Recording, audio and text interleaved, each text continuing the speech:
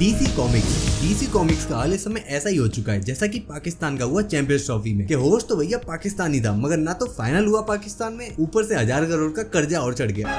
ये सब क्या हो गया आदि? कैसे हो गया? इन जालिमों ने मिलकर ये क्या हल कर दिया तुम्हारा?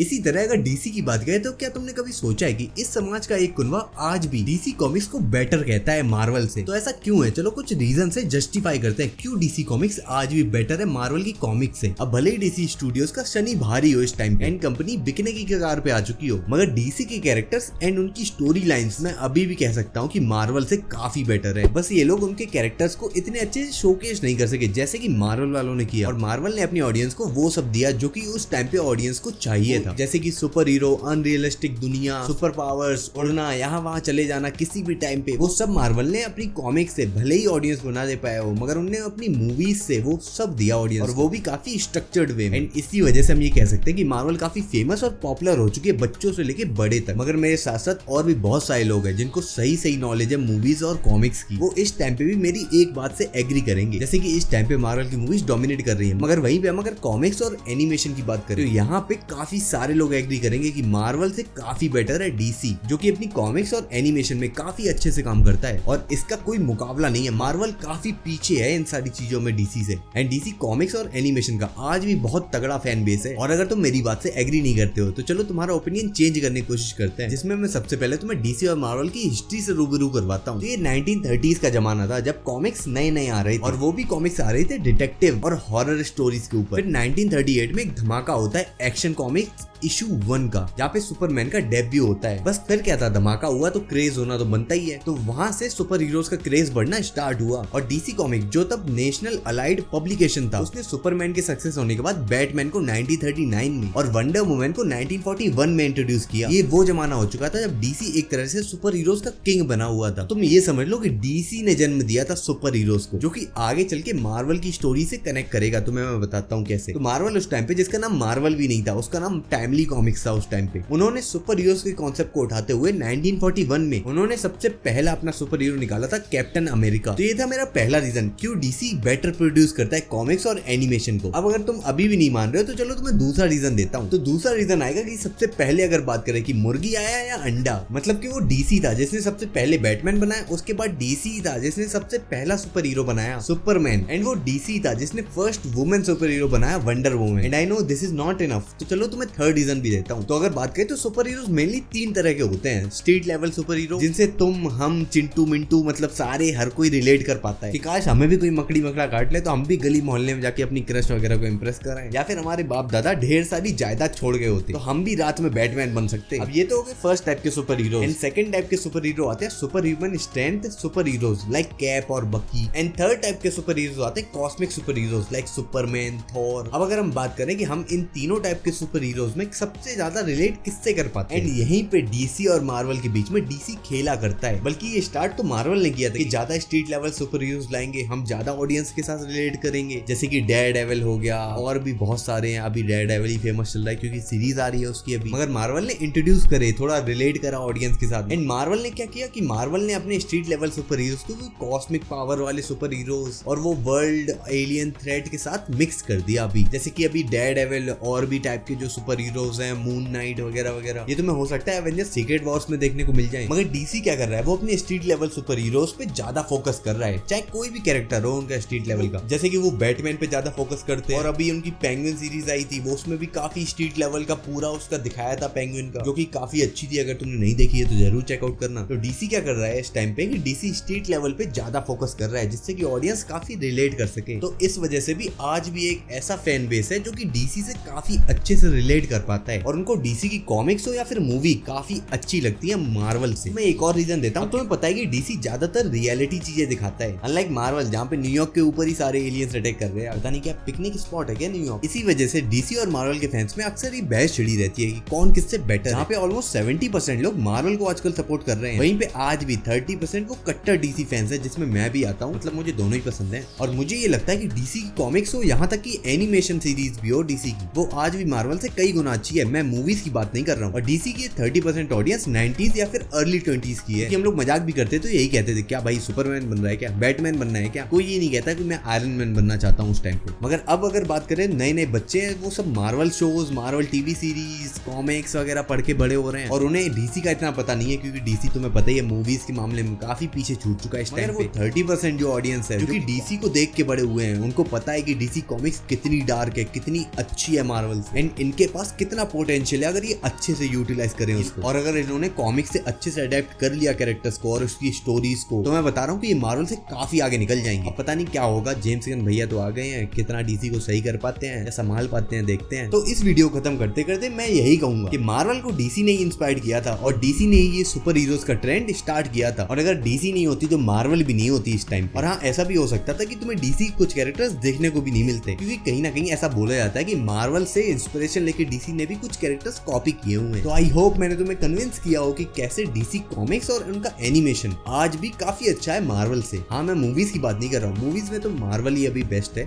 अब देखते हैं जेम्स गन क्या जादू चला पाते हैं अपना। तो फिर आज के लिए बहुत सारी लॉजिक्स और बातें झाड़ ली हमने। और हाँ, मुझे पता है कि इतने सारे वीडियोस आजकल नहीं आ रहे हैं, थोड़ा काम में बिजी। होपफुली तुम और यूट्यूब की एल्गोरिथम इस बात को समझ पाएंगे। तो अगर वीडियो तुम्हें अच्छी लगी हो तो इसको लाइक करना, ज्यादा अच्छी लगी हो तो शेयर करना दोस्त के साथ, और अपने डीसी और मार्वल की राइवलरी को और आगे बढ़ाना। तब तक के लिए मिलते हैं अगली वीडियो में। Tata bye.